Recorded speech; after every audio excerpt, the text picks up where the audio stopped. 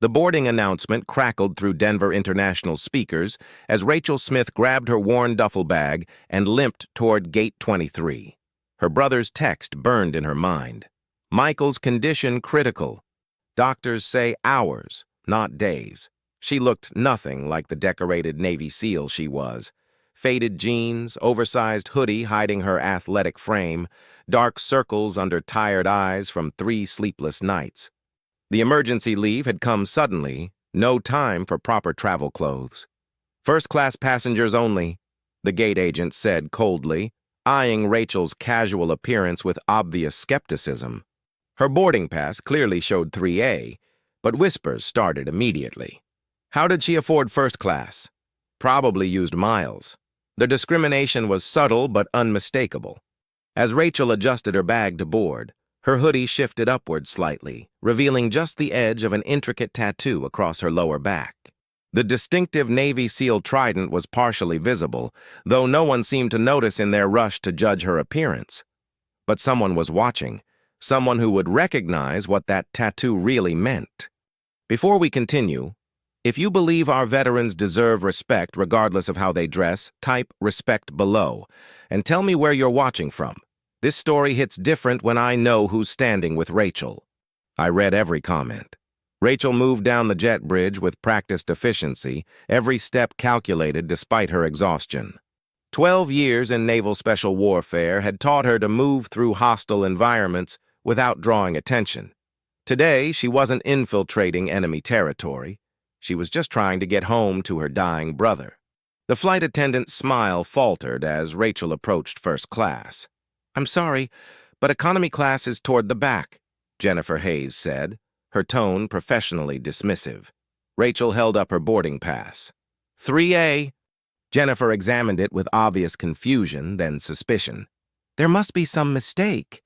"Let me check with—" "The seat's mine," Rachel said quietly, settling into 3A with the controlled movements of someone who had learned to occupy space without apology.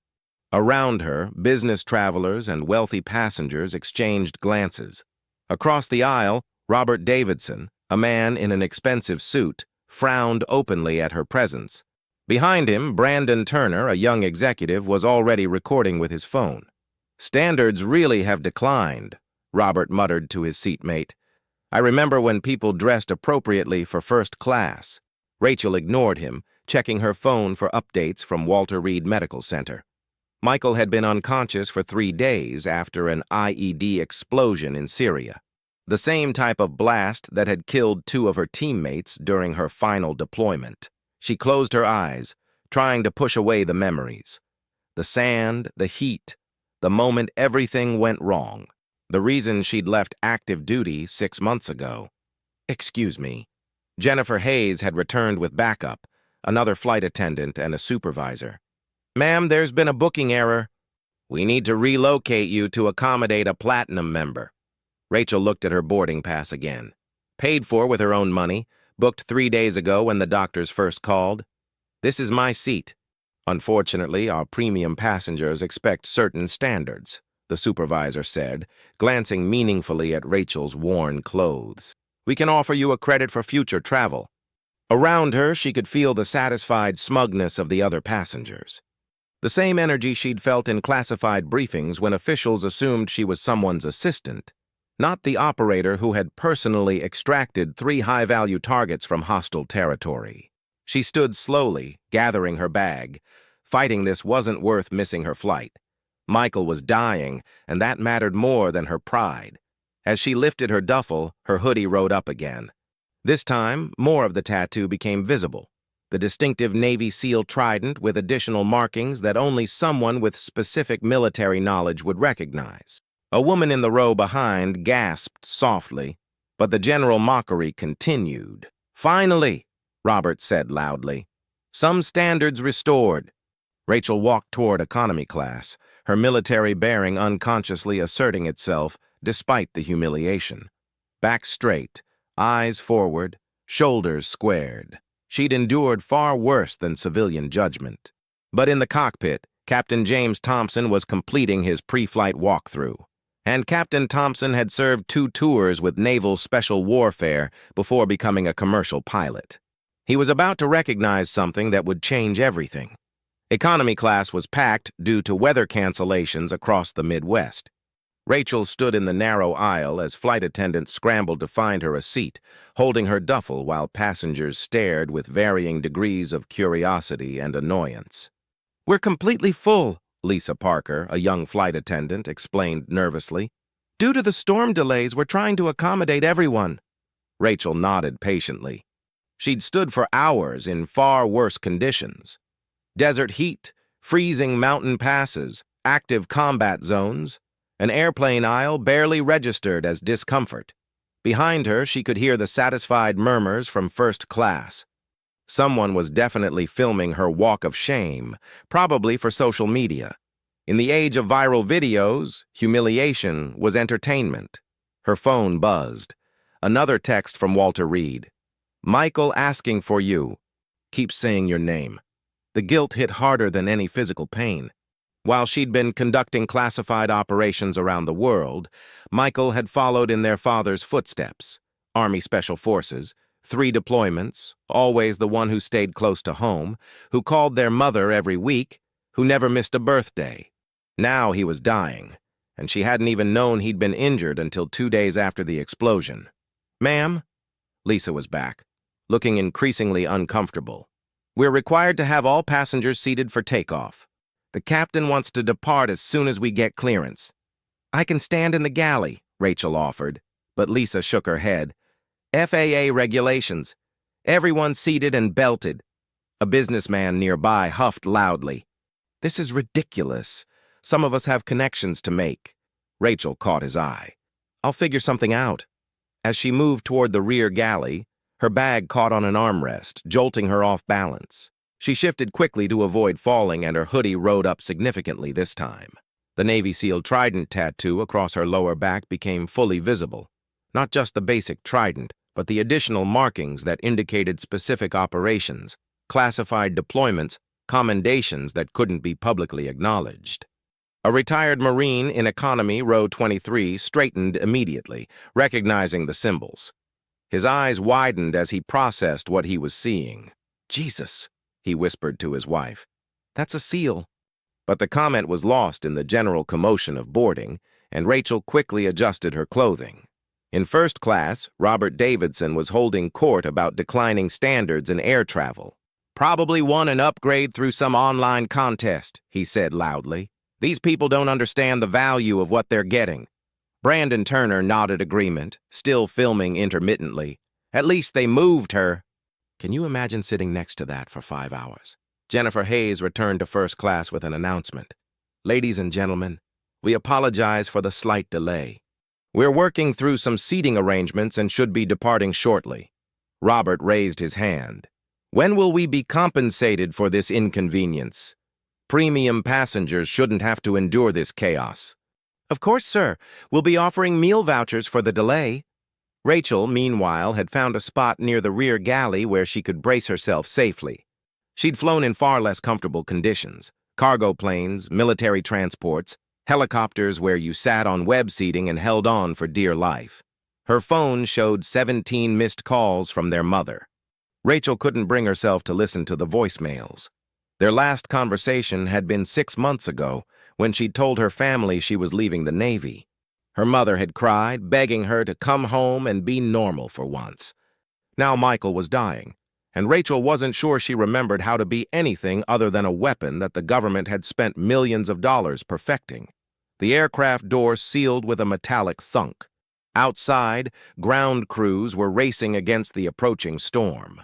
Lightning flickered in the distance, and radar showed a massive weather system moving across their intended flight path. Captain Thompson's voice came over the intercom. "Flight attendants, prepare for departure. We've been cleared for an expedited takeoff ahead of the weather." In the cockpit, Thompson was running through his final checks. Military precision remained ingrained in every procedure. After completing the technical requirements, he followed his personal protocol, a visual check of the cabin to ensure everything was secure. As he emerged from the cockpit and began walking through the aircraft, he noted the tension in first class, the overcrowded conditions in economy, and something else. A woman standing by the rear galley with the unmistakable bearing of someone who had served in combat.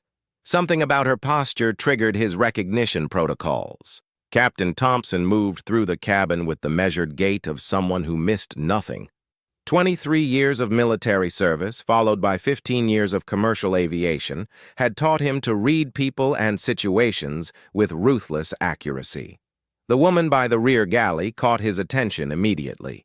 Despite her casual clothes and obvious fatigue, she stood with unconscious military precision. Weight balanced, spine straight, eyes continuously scanning, the hypervigilance that never fully left combat veterans. He'd seen that stance 1,000 times in briefing rooms, on aircraft carriers, in forward operating bases where lives depended on constant awareness. As he approached, the woman shifted position to let a flight attendant pass. The movement caused her hoodie to ride up, revealing not just skin, but ink. Intricate, purposeful ink that told a story only certain people could read. Thompson stopped dead in his tracks. The tattoo across her lower back wasn't some decorative artwork. It was a service record written in symbols that most civilians would never understand. The Navy SEAL trident was unmistakable, but it was the additional markings that made his breath catch. The small anchor indicating ship-based operations, the wings representing halo jumps, the crossed rifles marking sniper qualification, and there, positioned precisely below the trident, the distinctive star pattern that designated involvement in classified operations. But it was the tiny 6 incorporated into the design that made everything click into place. SEAL Team 6, the most elite unit in naval special warfare. Thompson had seen only 3 people with similar tattoos in his entire military career. All of them had been legends.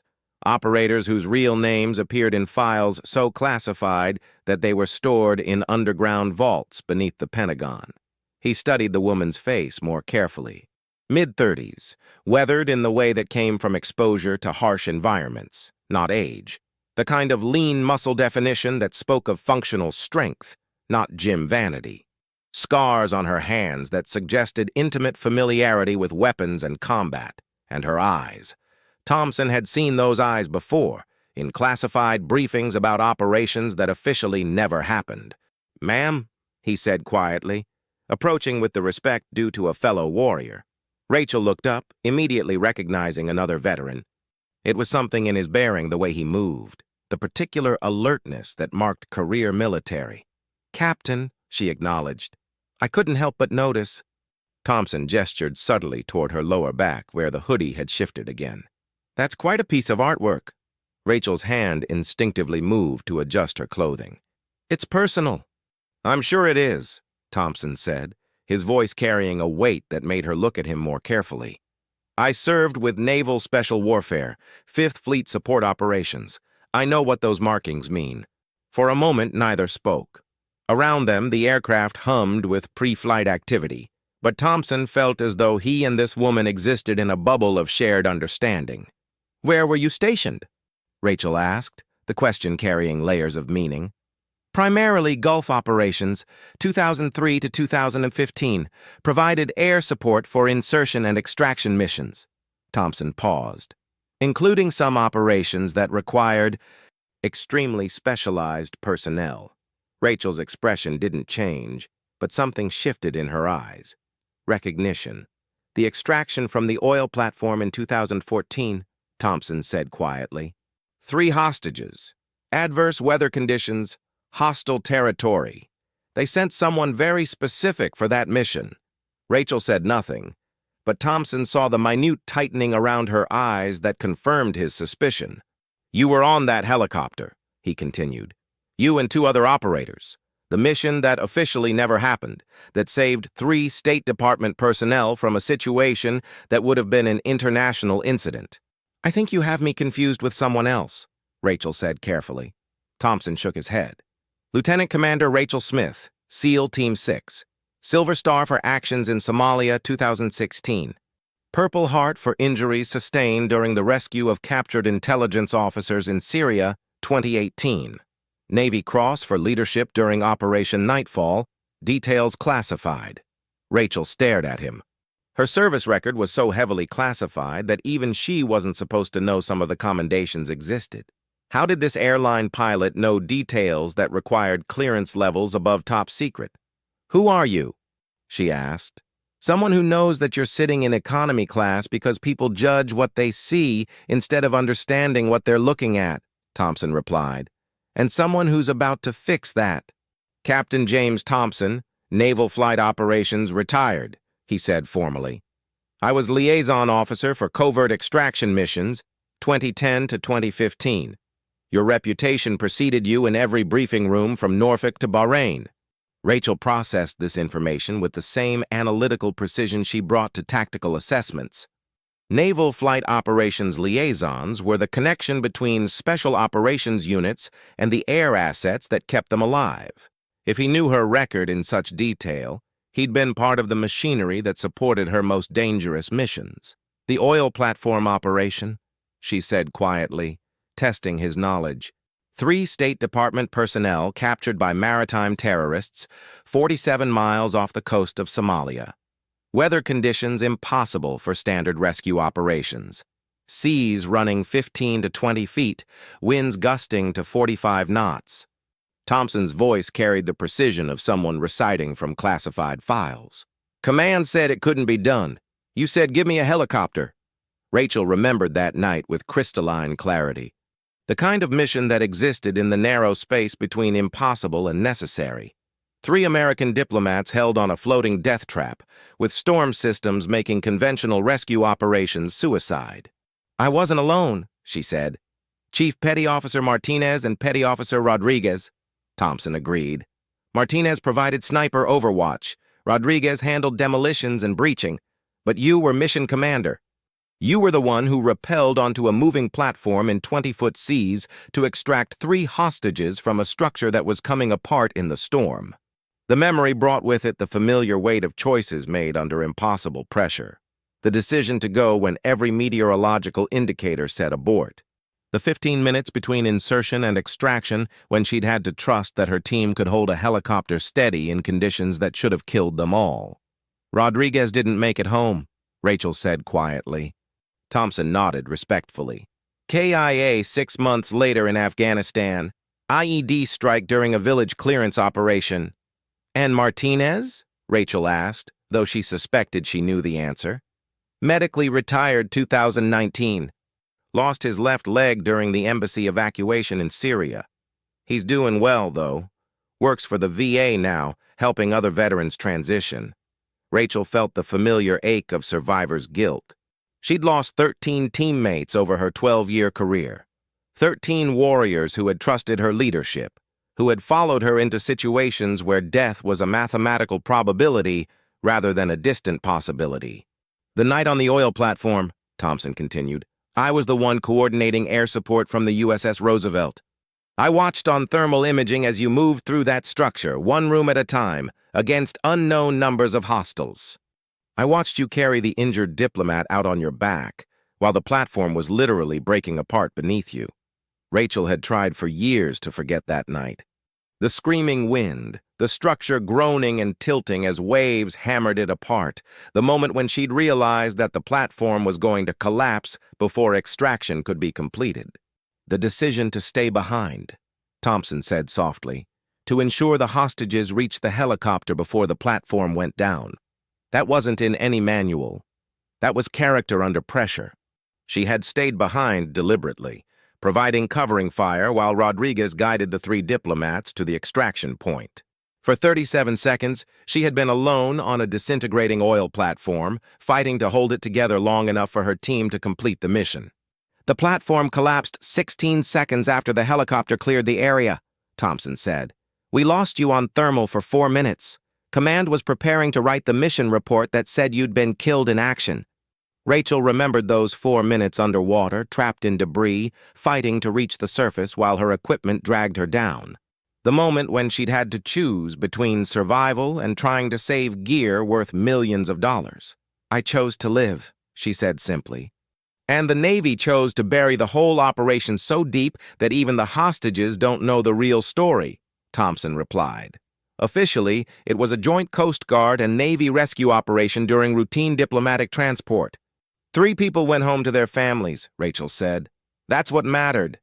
Thompson studied her face, seeing the weight that came with carrying secrets that could never be shared, victories that could never be celebrated, sacrifices that would never be acknowledged. That's exactly what every report said about you, he said. Mission first, ego never. The kind of operator who disappears into history but leaves behind a trail of people who lived because you were there. Thompson straightened to his full height, and in that moment, 15 years of civilian aviation fell away, replaced by the bearing of a career military officer recognizing a fellow warrior. Lieutenant Commander Smith, he said formally, his voice carrying enough authority to cut through the ambient noise of the aircraft. It is my honor to have you aboard. The words carried across the cabin like a shockwave. Conversation stopped mid-sentence as passengers turned to see what was happening. In first class, Robert Davidson craned his neck to see who warranted such respect from the captain. Rachel felt the familiar discomfort of unwanted attention, but Thompson wasn't finished. "Ladies and gentlemen," he announced, his voice projecting with command presence that immediately commanded attention.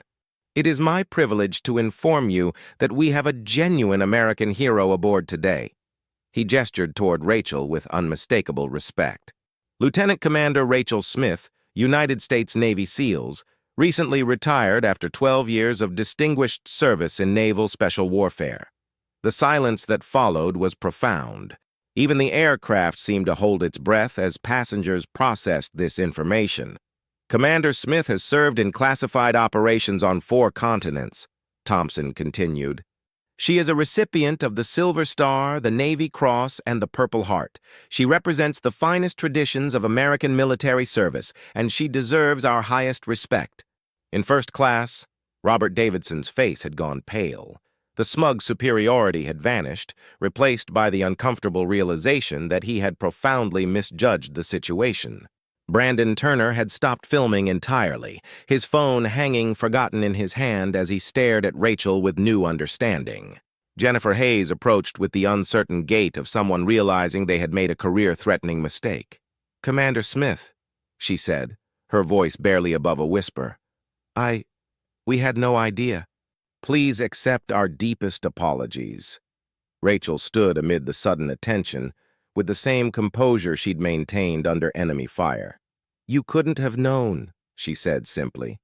"That was rather the point." Thompson moved to stand beside her, his presence creating a buffer against the dozens of stares now focused in her direction. "Commander, your assigned seat in first class is waiting for you." "That's not necessary," Rachel began, but Thompson cut her off with gentle firmness. "With respect, ma'am, it absolutely is necessary." As they moved forward through the aircraft, the change in atmosphere was palpable. Passengers who had ignored or dismissed her moments before now watched with expressions ranging from curiosity to awe to embarrassment.